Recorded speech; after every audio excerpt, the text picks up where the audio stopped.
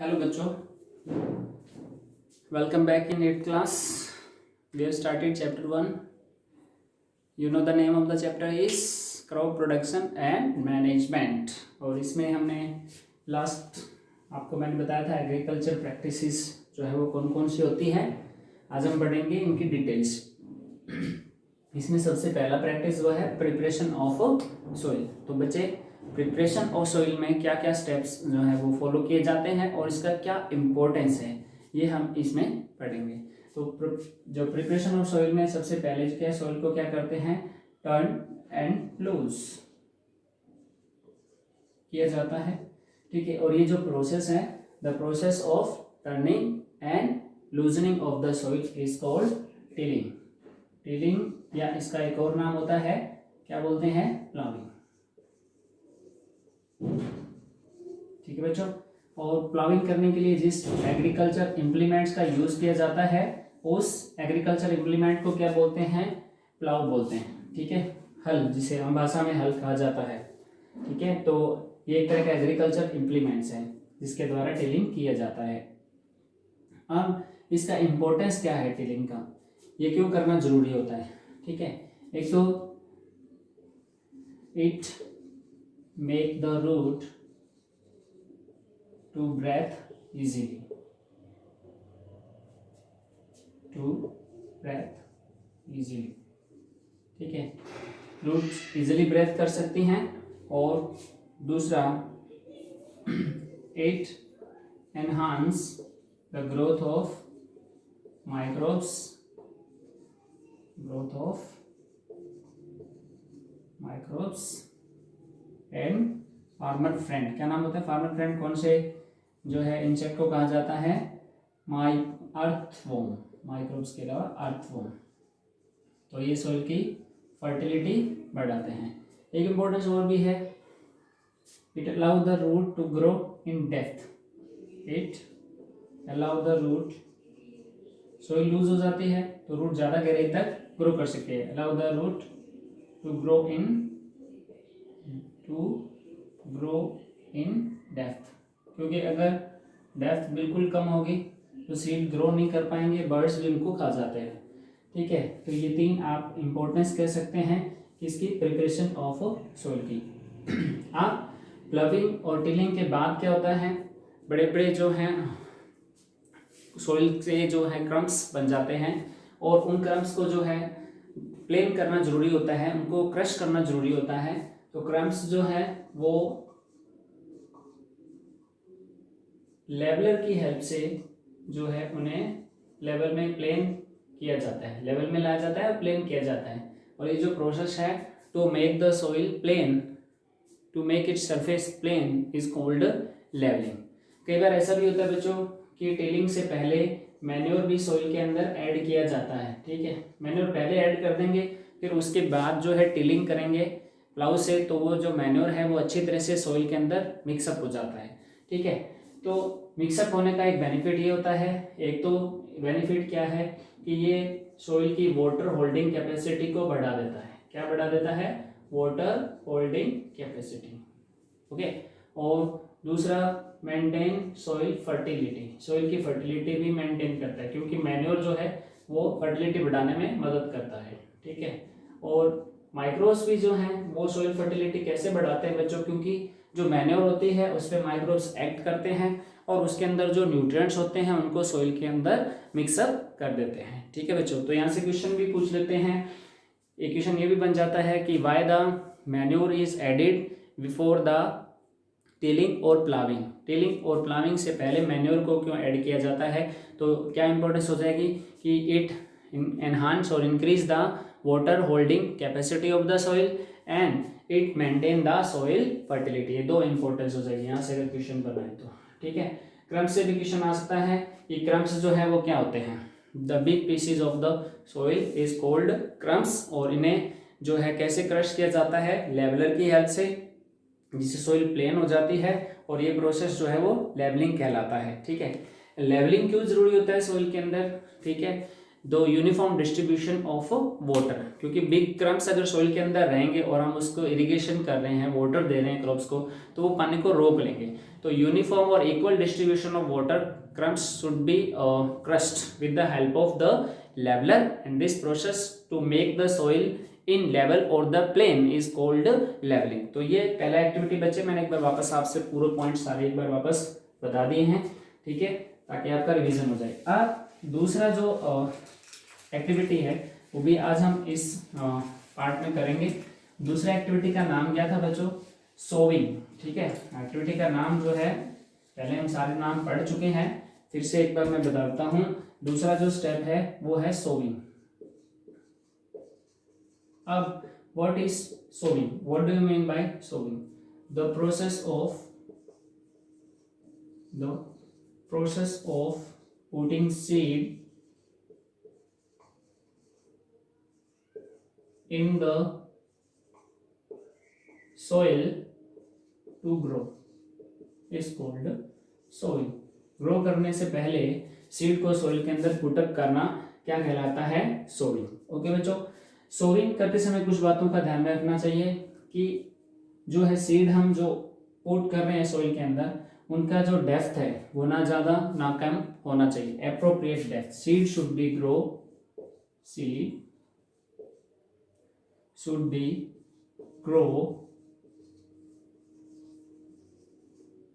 Eight appropriate depth. अगर depth बहुत कम होगा तो बर्ड्स जो है वो उनको खा जाते हैं, और बहुत ज़्यादा होगा तो उनको न्यूट्रिएंट्स नहीं मिल पाएंगे, क्योंकि न्यूट्रिएंट्स जो है वो upper layer of the soil, that is called top soil में वहाँ प्रेजेंट रहते हैं। तो इसका जो है डेप्थ है वो कैसा होना चाहिए? एप्रोप्रिएट होना चाहिए। और दूसरा जो पॉइंट ध्यान में रखना है सीड ग्रो करते समय, कि सीड के बीच का जो डिस्टेंस है वो और उनका जो डिस्ट्रीब्यूशन है वो इक्वल होना चाहिए। इक्वल डिस्ट्रीब्यूशन ऑफ सीड, यानी सीड जब ग्रो कर रहे हैं तो वो इक्वल डिस्ट्रीब्यूशन होना चाहिए, ये नहीं कि कहीं पे ज़्यादा सीड हो और कहीं पे कम हो। पहले एक मेथड यूज किया जाता था ब्रॉडकास्टिंग मेथड में सीड को जो है सोविंग करने के लिए फार्मर क्या करते थे, ऐसे किसी कंटेनर में सीड को इकट्ठा कर लिया जाता था, फिर हैंड से ऐसे सीड को जो है थ्रो कर दिया जाता था पूरी सॉइल में। तो क्या इसका एक डिसएडवांटेज ये था ब्रॉडकास्टिंग मेथड का, कि इक्वल डिस्ट्रीब्यूशन नहीं हो पाता था, तो बाद में ये मेथड बंद कर दिया गया, ठीक है। तो सीड सोविंग से पहले एक तो जो डेप्थ है वो एप्रोप्रिएट होना चाहिए, equal distribution of the seed का डिस्ट्रीब्यूशन कैसा होना चाहिए? इक्वल। और तीसरा जो है सीड के बीच में जो डिस्टेंस है वो जो है वो एप्रोप्रिएट होना चाहिए, ठीक है, इक्वल डिस्टेंस होना चाहिए सभी सीड के बीच में, ना ही कम और ना ही ज्यादा होना चाहिए, ठीक है। तो एप्रोप्रिएट डिस्टेंस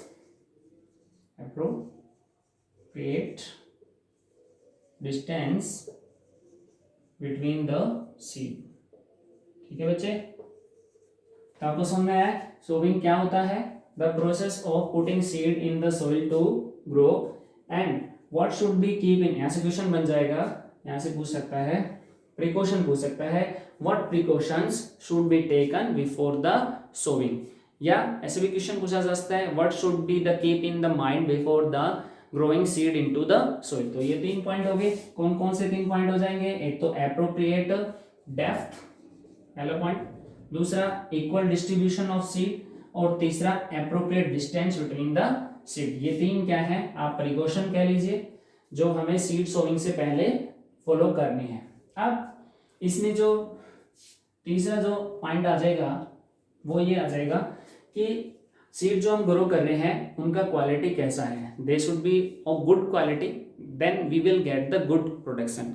तो गुड क्वालिटी के हैं या चीप क्वालिटी के हैं, ये हम कैसे पता लगाएंगे? तो इसका बड़ा ही आसान सा तरीका है बच्चों, हम क्या करेंगे, एक बकेट लेंगे और उसे पानी से भर लेंगे, ठीक है, और फिर क्या करेंगे, जो सीड हमने सिलेक्ट किए हैं उन सीड को जो है उस पूरे बकेट में थोड़ा थोड़ा करके डालेंगे, ठीक है। अब वो सीड जो गुड क्वालिटी के होते हैं वो हैवी होते हैं थोड़े, वो नीचे बैठ जाएंगे पूरे बकेट के अंदर, नीचे इकट्ठे हो जाएंगे, और जो चीप क्वालिटी के होते हैं वो उसके सरफेस के ऊपर आ जाएंगे, तो उनको हटा देंगे, नहीं तो वो ग्रो नहीं कर पाएंगे। तो इस तरीके से हम अच्छी क्वालिटी के सीड का यूज कर सकते हैं ताकि हमें प्रोडक्शन अच्छा मिले। अब सीड को ग्रो करने के लिए जिस मशीन का यूज किया जाता है उसे सीड ड्रिल बोलते हैं बच्चों। जो आजकल यूज की जाती है उस मशीन का नाम सीड ड्रिल है। लेकिन ओल्ड टाइम्स में क्या करते थे, एक फनल शेप, ऐसे फनल शेप एक स्ट्रक्चर होता था, ठीक है, ऐसे फनल होती थी उसमें, और ऐसे एक पाइप होता था, ठीक है, और वो पाइप ऐसे सोइल के अंदर, ठीक है, ये उसके साथ एक बीम होता था और उसको बैल से बांध दिया जाता था और फार्मर साथ साथ चलते रहते, इसमें सीड डालते रहते थे। तो इसमें क्या रहता था कि कई बार सीड जो है वो इक्वली डिस्ट्रीब्यूट नहीं होते थे, डिस्टेंस कम ज़्यादा हो जाता था। बाद में इस मेथड का रिप्लेस कर दिया गया, इसकी जगह पे कौन सा डिवाइस आ गया, सीड ड्रिल। सीड ड्रिल एक तो ट्रैक्टर ड्राइवन होता है, तो इससे एक तो ये लेबर को और टाइम को दोनों को बचाता है, दूसरा इससे जो है एप्रोप्रिएट डेप्थ पे सीड को ग्रो करते हैं, और डिस्ट्रीब्यूशन भी इक्वलाइज होता है क्योंकि इसमें जो है सीड ड्रिल के लिए जो फनल्स बने होते हैं वो प्रॉपर गैप से होते हैं। ये तीनों चीजें मेंटेन कर लेता है अपने आप से, इसलिए ये मेथड जो है वो ज़्यादा, ये जो इम्प्लीमेंट्स है वो ज़्यादा आजकल यूज किया जाता है। तो seed drill is a machine use to sowing the seed and it is tractor driven and it maintain the depth, appropriate depth, equal distribution of seed and appropriate distance among the seeds। ठीक है, तीन बातें seed drill के बारे में मैंने आपको बताई। कौन कौन सी? पहला तो ये कि ये जो है वो मॉडर्न इम्प्लीमेंट्स है to grow the seeds, number एक। दूसरा, ये ट्रैक्टर ड्राइवन होता है। तीसरा, it saves times and labour and it maintain all the necessary conditions to grow the seed. ठीक है, अब बच्चे यहाँ से एक बार क्वेश्चन भी आया था कि जो है why should be the distance between the seed should be proper. तो डिस्टेंस जो प्रॉपर क्यों होना चाहिए, तो इसका आंसर है कि प्रॉपर डिस्टेंस जो है वो ओवर क्राउडिंग को बचाता है, यानी कहीं पे सीड ज्यादा हो जाएंगे, बहुत ज्यादा होंगे, ओवर क्राउडिंग हो जाएंगे, तो उनको proper nutrition, proper sunlight, proper water, proper minerals उनको नहीं मिल पाएंगे, जिससे उनका ग्रोथ जो है वो रिड्यूस हो जाएगा। तो why should be the distance among the seed should be appropriate और proper so that there should be no overcrowded and all the seeds get proper nutrients, sunlights, waters and minerals, जिससे हमें production भी क्या मिलेगा, अच्छा मिलेगा। ये जो है था हमारा दूसरा एक्टिविटी। अब तीसरा जो है बच्चे, तीसरा एक्टिविटी कौन सा था, adding manure and fertiliser. Okay, तो एडिंग मैन्योर एंड फर्टिलाइजर में थोड़ा सा मैं आपको बता देता हूँ, बाकी पूरा डिटेल्स हम बाद में पढ़ेंगे।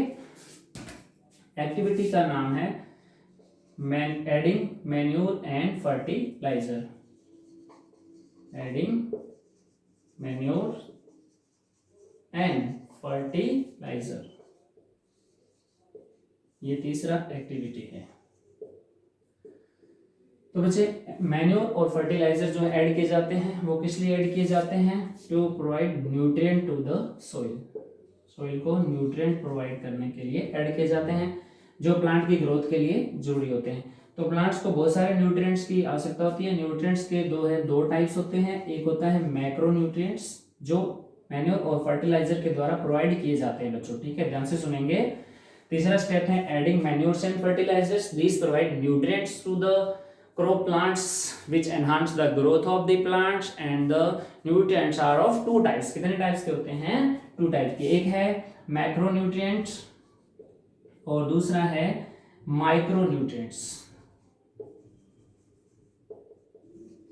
ठीक है बच्चों, अब what is macro nutrients and what is micro nutrients, अब डेफिनेशन में एक्सप्लेनेशन में आपको बताता हूं, तो आप एक्सप्लेनेशन पार्ट पे थोड़ा फोकस कीजिए। बोर्ड पे जो लिखा जाता है वो शॉर्ट में ही लिखा जाता है, पूरा नहीं लिख पाते, लेकिन एक्सप्लेनेशन जो है वो पूरा दिया जाता है बच्चे। तो जब भी आप आंसर लिखते हैं तो एक्सप्लेनेशन पार्ट को ध्यान से सुने जब क्वेश्चन को आंसर कर रहे हैं। तो मैं बता रहा था न्यूट्रिएंट्स के टाइप कौन कौन से होते हैं बच्चों, मैक्रो न्यूट्रिएंट्स और माइक्रो न्यूट्रिएंट्स। अब दोनों में क्या डिफरेंस है, मैक्रो का मतलब होता है ज्यादा और माइक्रो का मतलब होता है कम, छोटा। तो वो न्यूट्रिएंट्स जो प्लांट्स को ज्यादा मात्रा में चाहिए, ज्यादा क्वांटिटी में चाहिए, वो न्यूट्रिएंट्स क्या कहलाते हैं, मैक्रो न्यूट्रिएंट्स, और जो प्लांट को कम अमाउंट में चाहिए वो क्या कहलाते हैं, माइक्रो न्यूट्रिएंट्स। अब इनका डेफिनेशन को क्या हो जाएगा, those nutrients which are required in large amount to the plants, और micro those nutrients which are required in less amount by the plant. अब कौन से माइक्रो कौन से मैक्रो होते हैं, तो इसके याद करने के लिए मैं आपको बताता हूं, इसके जो एग्जांपल हैं NPK, के, CAMGS, ये मैक्रोन्यूट्रिएंट्स है। NPK, CAMGS। N से हो गया बच्चे नाइट्रोजन, P से हो गया फॉस्फोरस, K से हो गया पोटेशियम, CA से हो गया कैल्शियम, Mg से हो गया मैग्नीशियम और S से हो गया सल्फर। याद रखेंगे, Mg से मैग्नीशियम, S से सल्फर, Ca से कैल्शियम। ये हो गए मैक्रोन्यूट्रिएंट्स जो प्लांट को ज्यादा अमाउंट में चाहिए। अब है माइक्रोन्यूट्रिएंट्स। माइक्रोन्यूट्रिएंट्स क्या होते हैं? जो प्लांट को लेस अमाउंट में रिक्वायर्ड होते हैं। तो ये हो गए बच्चे बोरॉन, Fe आयरन, ठीक है, Zn जिंक, Mo मोलिब्डेनम। क्या नाम होता है? Molybdenum, molybdenum. फिर हो गया Mn मैग्नीज, ये है मैग्नीशियम, ये है मैग्नीज। कौन कौन से हो गए? Boron, iron, zinc, molybdenum, manganese, ठीक है, याद रख लेंगे। MO से क्या नाम हो गया? मोलिब्डेनम। Mn से क्या नाम हो गया? मैग्नीज, ठीक है। फिर आ जाओ कॉपर, Cu और क्लोरीन। Cu से कॉपर और Cl से हो जाएगा क्लोरीन। तो ये वो न्यूट्रिएंट्स है बच्चे जो प्लांट्स को लेस अमाउंट में चाहिए। और ये किसके द्वारा प्लांट्स को प्रोवाइड किए जाते हैं? मैन्योर्स और फर्टिलाइजर के द्वारा, ठीक है। अब मैन्योर क्या होती है? मैन्योर जो है बच्चे आज नेचुरल होती हैं। फर्टिलाइजर क्या होते हैं? ये सिंथेटिक होते हैं। मैन्योर को फील्ड में प्रिपेयर किया जाता है, फर्टिलाइजर्स को जो है इंडस्ट्रीज में प्रिपेयर किया जाता है। मैन्योर्स में सभी तरह के न्यूट्रिएंट्स होते हैं, all types of nutrients, but in small amounts, लेकिन थोड़ी मात्रा में होते हैं। फर्टिलाइजर्स न्यूट्रिएंट स्पेसिफिक होती है। न्यूट्रिएंट स्पेसिफिक का मतलब एक फर्टिलाइजर के अंदर एक तरह का ही न्यूट्रिएंट होता है। ये सॉइल फर्टिलिटी को बढ़ाते हैं, ये सॉइल फर्टिलिटी को बैडली इफेक्ट करते हैं, कम कर देते हैं। लॉन्ग टर्म यूज से ये केमिकल नेचर होता है इसका, सॉइल फर्टिलिटी कम हो जाती है क्योंकि इसके केमिकल्स माइक्रोब्स को किल कर देते हैं, जिससे माइक्रोब्स जो हैं वो फर्टिलिटी बढ़ाते हैं, वो खत्म हो जाएंगे तो फर्टिलिटी अपने आप से कम हो जाएगा। ये सॉइल के टेक्सचर को मेंटेन करते हैं, टेक्सचर को, सॉइल की बनावट को, और ये जो है फर्टिलाइजर सॉइल की टेक्सचर को जो है मेंटेन नहीं करते। इनका ट्रांसपोर्टेशन थोड़ा डिफिकल्ट होता है क्योंकि मैसी होती बहुत ज़्यादा मात्रा में देनी पड़ती हैं। They are required in less amount. Okay, अब मैन्योर्स जो हैं वो कैसे प्रिपेयर किए जाते हैं बच्चों? मैन्योर जो हैं वो पिट खोदते हैं फार्मर, और जो ऑर्गेनिक वेस्ट होते हैं जितने भी, जैसे हमारे घरों से फ्रूट्स, पील्स, वेजिटेबल्स, ये जितना भी ऑर्गेनिक वेस्ट है वो उस पिट में डालते हैं, उसको कवर कर देते हैं। फिर माइक्रोब्स उसको डिकम्पोज करके क्या बना देते हैं? मैन्योर। लेकिन ये जो है वो इंडस्ट्रीज में ही बनाई जाती है, ठीक है। मैन्योर में कंपोस्ट भी आ जाता है, ठीक है, वर्मी कंपोस्ट भी आ जाता है, अर्थ फॉर्म से भी एक कंपोस्ट बनाया जाता है जिसको वर्मी कंपोस्ट बोलते हैं। ग्रीन मैन्योर होता है।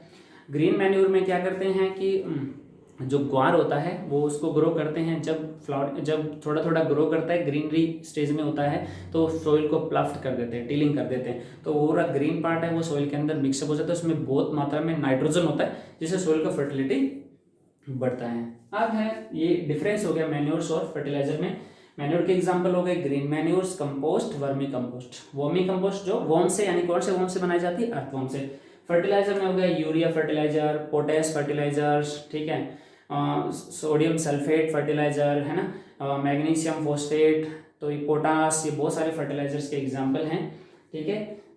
ये डिफरेंस आपका क्लियर हो गया दोनों के बीच में। मैन्योर की क्या एडवांटेज है? मैन्योर का एडवांटेज क्या होता है? Benefits of manure. तो एडवांटेज ऑफ मैन्योर ये भी मैं आपको बता देता हूँ, टॉपिक कंप्लीट हो जाएगा इसके साथ। मैन्योर का एडवांटेज ये होता है, add humus to the soil. Soil में ह्यूमस ऐड करता है जिससे सॉइल फर्टिलिटी बढ़ता है। सॉइल को पोरस बनाता है जिससे माइक्रोब्स की ग्रोथ बढ़ती है, वो फर्टिलिटी को मेंटेन करता है। इसमें सभी तरह के न्यूट्रिएंट्स होते हैं, all types of nutrients, all types of nutrients इसमें प्रेजेंट होते हैं, सो सॉइल फर्टिलिटी और भी ज़्यादा बढ़ जाती है, ठीक है, और सॉइल के टेक्सचर को मेंटेन करता है। तो ये एडवांटेज हो जाएंगे। Add humus to the soils, make the soil porous, contain all types of nutrients, give all types of nutrients to the soils, maintain the soil texture, increase water holding capacity, water को hold करने की capacity बढ़ा देता है। ठीक है, capacity. अब fertiliser जो है एडवांटेज भी होता है, फर्टिलाइजर जो है वो न्यूट्रिएंट स्पेसिफिक होते हैं और सॉइल को न्यूट्रिएंट रिच बनाते हैं, लेकिन इनका केमिकल नेचर होने की वजह से ये माइक्रोब्स को किल करते हैं, इसलिए सॉइल फर्टिलिटी को बैडली अफेक्ट करते हैं। ठीक है बच्चे, तो ये हमारा तीसरा एक्टिविटी इसके साथ कंप्लीट हो जाता है। अब इससे रिलेटेड मैं आपको क्वेश्चंस दूंगा, आपको इस टॉपिक को अच्छे से देखना है और उसके बेस पे ही आपको आंसर लिखने हैं। अगर कोई आंसर आपको नहीं आ रहा है तो वो आंसर आप मुझे कमेंट्स में लिख सकते हैं, I will give you the answers. ठीक है, और वीडियो का ये ऑडियो और वीडियो क्वालिटी आपको कैसा लगा ये मुझे कमेंट करके बताएं। अगर वीडियो आपको अच्छा लगता है बच्चे तो इसे लाइक करें और सब्सक्राइब करें, अपने दूसरे फ्रेंड्स हैं उनके साथ शेयर करें। ठीक है, बाय बच्चों, इसके बाद हम फिर मिलेंगे बाद में एक नए टॉपिक के साथ। Thank you.